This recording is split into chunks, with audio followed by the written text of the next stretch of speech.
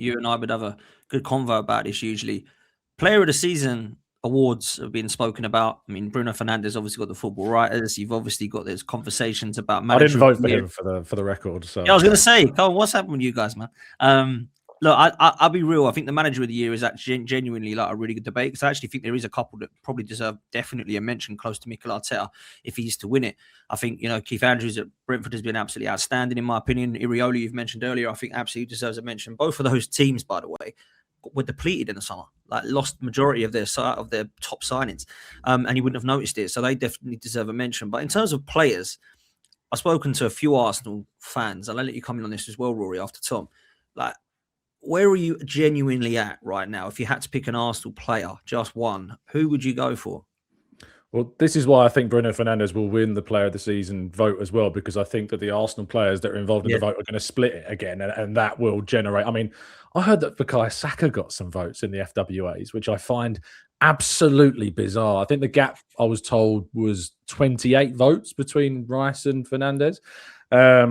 And so some of those have gone to Saka somehow, and I just can't get my head around how that decision is made. But I think that for me, it's kind of changed, as it should do. Your mind should change throughout the season as you're giving new evidence. I think that at one point it was Gabriel, at one point it was Rice. More recently, I think Raya has really come into the conversation quite significantly. But both he and Gabriel had massive influences on that West Ham game to keep us in the lead of it at the end. Well, certainly before even we got the lead with the David Raya save. I think it has to be Rice, because I just think this is his most complete season and in an Arsenal shirt. I think last season was perhaps more impressive going forwards, but I think all round this season has been more impressive than he was last year. And I think that if you lead your team to the Premier League title, being who I believe to be their best player, I think that adds extra points. It adds extra, element to the conversation. Whereas a player like Bruno Fernandes, who was, I think Declan Rice has won more games than Bruno Fernandes has played. Sam Dean's piece, I think, said in the Telegraph. It does come into the conversation. It does form part of the context of your decision, I think. But as I said before, just to come full circle, I don't think any Arsenal player will win it, because I just think the volume of Arsenal players in the vote will, in the end, harm them from getting the result. What do you think, Ross? Yeah, I agree. I think it probably will end up going to Bruno, which, like, as an attacking player, if you were to pick an attacking player, and a lot of people do always just seem to think that an attacking player almost should win individual awards because it's more difficult, I suppose, to be an attacker. For me, it would go to Rice. I think you have to take the most important player in the team that went on to win the Premier League and understand why they were so important, and would the team have won the Premier League without them? And I think, especially like I said, with the recruitment that we did in midfield, if Rice had picked up an injury of any sort of length this season, we'd have been in massive, massive trouble. I think we've seen with Gabriel and Saliba, as much as we massively miss them when they're out, we've got the cover in terms of a Mosquera that can come in. I just don't think we've got that for Declan Rice, and that's something I think we need to address in the summer. But, you look at the games that he's stepped up in, you look at the way he's performed since, that City game where he was almost mocked online for saying that, we're still in it. I think what he's done since then and what he's done up until then is enough to win Player of the Year. Do you know what's mad for me? I actually don't mind if Bruno wins it, because I do believe there's a kind of element of it that it should be an individual achievement. And I think what he's done this season, whether you think United are great or bad or terrible, is quite incredible what he's done. Ozil's done it and Fabregas has done it. And to be fair, they didn't win it when they did it. But I think when you look at it, I think there's also not one that stands out either. And that's why I think Bruno will win it, like Tom said, because I think it's the only achievement you could go, actually, individually, that is class. And that does stand out on its own. Like if he does break the record, which I think, he's still got a chance of doing. I think what's mad, though, is the recency bias to it all. Because as much as I think David Raya has been incredible this season, I think people have forgotten what Rice has done, what Gabriel has done, and what Saliba has also done consistently in the last season. Because when you look at the last few weeks, the saves have been incredible from David Raya. And that's all that people are remembering. So they're now believing, well, because of that must be he gets it for the whole of the season. When really and truly, Timber was one of our best players for the first 4 months until he got his injury problems. You've got Saliba, who's been consistent. Gabriel was the reason from corners we were scoring the goals.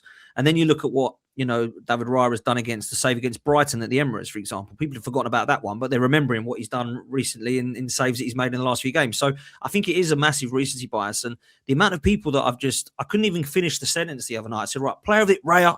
I went, whoa, hang on, I haven't even finished the sentence yet, Raya. And I think, wow, really? Like, are we all saying Raya? And look, if he wins it, brilliant. I don't think he will do, because the last goalkeeper to win it, I think, was Peter Schmeichel in 1996. But I do look at it now and think, I don't think that Raya has been levels ahead of all of the others, but I think it's been painted out that the reason Arsenal are going to win the league is because they've got the best goalkeeper in the league.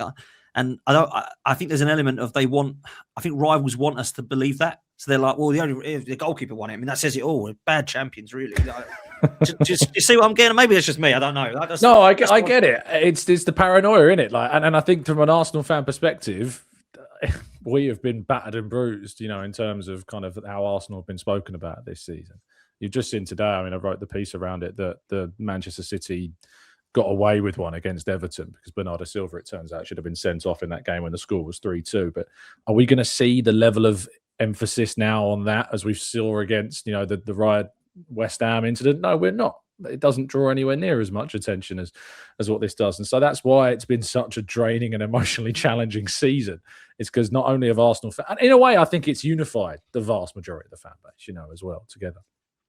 Yeah, I'll be honest with you, Rory, you'll probably do this. You do a lot of content on this. Like, the rival fans, it's never been so hilarious in all my life. Like, I've seen some absolutely hilarious stuff, some kind of madness statements, and as much as I do get on some of our fans' case, because I think some of them are crazy, and I think some of them do deserve a little bit of stick, I also don't really understand the level of consistency with some of the rival fans, if I'm honest with you. And I heard a lot of whining and a lot of crying from some of the mainstream media, but actually there wasn't any solution to it. It was just all wow. What did you want the referee to do then in that rare scenario? You think it's not a foul? Should the goal have stood? Well, obviously not. Okay, well, what did you want him to do then? Did you want him to give a penalty? What for? Well, that incident, yeah, but the Souček and Havertz one happened first. So I don't really understand what they wanted. They just basically wanted to cry and go, I just didn't want Arsenal to win.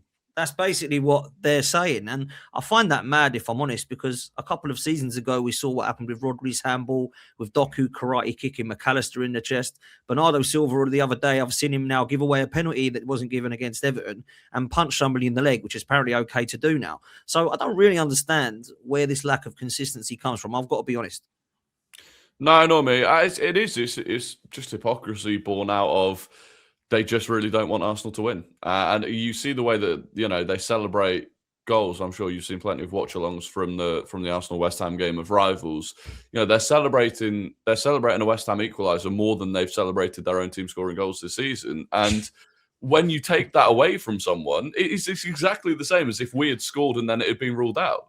You are automatically, you're angry. You want to see that decision as being wrong because you've had that joy taken away from you. And that's what they've had. And it makes me laugh because I think the one thing that Arsenal fans have had a lot of stick for, and we've had some rotten refereeing decisions go against us over the past couple of years. Arsenal fans have been heavily criticised for pointing those decisions out, for referencing those decisions later in the season when there are inconsistencies. So when Rice and Trossard got sent off for kicking the ball away, and then you're seeing players later in the season kick the ball away and not get the same, you're pulling that up and we're bringing it back. And all these rival fans say, oh my God, it's so petty, it's pathetic, blah, blah, blah. Within 5 minutes of the West Ham game ending, you're seeing examples from throughout the season. They're bringing it by India on the opening game of the season. They're all doing exactly what they've criticised Arsenal fans are doing. And I think the reality is football fans, by and large, are all the same. Facts. And they've just kind of tried to paint Arsenal fans. And look, we've got a big fan base, a big online fan base, which means those behaviours are like exacerbated because of the size of the fan base. But ultimately, the behaviour is the same. And yeah, this season we're on the good side of it. So yeah, look, I'll be honest with you, Tom. There's been a hell of a lot of uproar, and not just for that incident, by the way. The whole of this season, there's probably been 6 or 7 individuals in the kind of content space. Well, there's been more, but 6 or 7 in the content space that actually support different teams. So I've seen Man United fan cry, and a Man City fan cry, and a Liverpool fan cry. I mean, hang on a minute. I thought it was only Arsenal fans that cried about referees. It turns out that actually everybody cries about referees. And when we do it, obviously everyone piles on because we've got a huge social media fan base. And I do get that. But I don't know about you. I just feel like there's a lot, and I don't want to use the word jealousy because we haven't won anything yet, but I do think there's an element of confusion, I would say, actually, not jealousy. I think there's a lot of confusion within the fan base. Manchester City, I genuinely do think they'll be a little bit like, we're up against them. They're genuinely in a title race with us, right?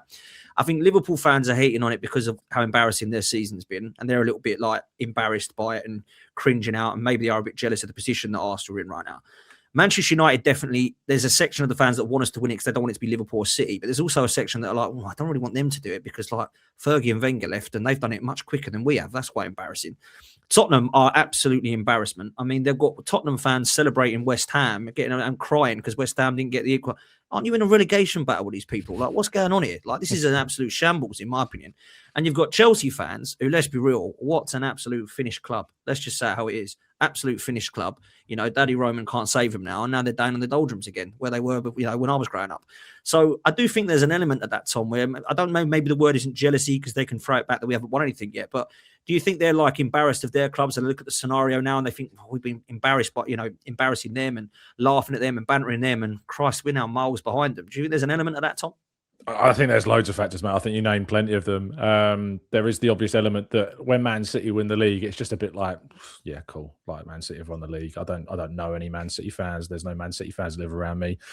I live in London, so there's plenty of Man United fans around me, and there's loads of them that are frustrated and annoyed. And I think you brought up a great point about how long it's taken, say, them to recover from Ferguson. You know, leaving Wenger left, a serious number of years after he departed, and Arsenal are now winning the title. We hope again soon after that. Chelsea Football Club, my words. You know, it's just incredible.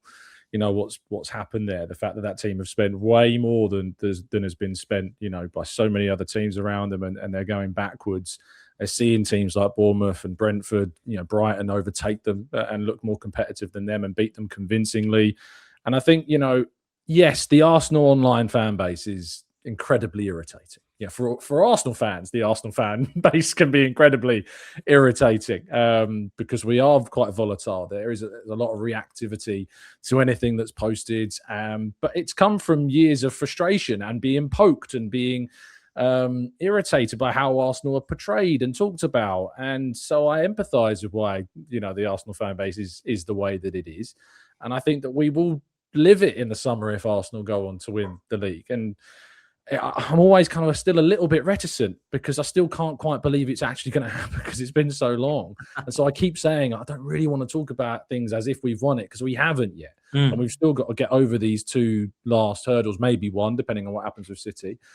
And when that's done, we can then kind of, you know, you'll see the Arsenal fan base, you know, released like a coiled spring somewhat, I think. So, yeah, I'm looking forward to it if it happens, but let's get the job done first because it's certainly not done yet.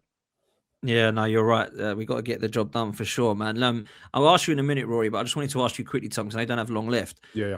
If I don't want to, we can look at this and go, it could still all go wrong, but let's just imagine it's all gone right. We'll just talk about the Premier League for a minute, and we'll come into the Champions League in a minute. But for me, it's all gone right in the Premier League. We've beaten Burnley and Palace, right? It doesn't matter what Man City do then. Let's talk about our fan base really quickly because there has been a split, 100%. And I think, you know, even the three of us on this panel have all had a difference of opinion at some stage about where we're at. Do you think if we do get it across the line, and I'm talking the Premier League, if we've got the Champions League as well, but unbelievable, but let's just talk about the Premier League. Do you think we'll unite? And do you think they'll finally be the right? We've done it now. No more Arteta debate. He's got it across the line. Do you think we'll now see? That was like a question for yourself, Dan. Well, it kind of is, but because I'm hosting, it's hard for me to answer it as well. Yeah, of course. I kind of will do in a minute. But I do feel like that needs to happen now, is what I'm getting at. Like, if we do win this, because clearly if he misses it out from this, so I don't know what I'll do. But I feel like I've particularly on this, out of the three of us, I've particularly been very harsh on the manager and the ownership. Excuse me. And I feel like if we do get this across the line, I think it should be about how we unite to try and do it again, as opposed to telling people they were wrong when they were actually kind of had a justifiable reason for 5 years to maybe not believe.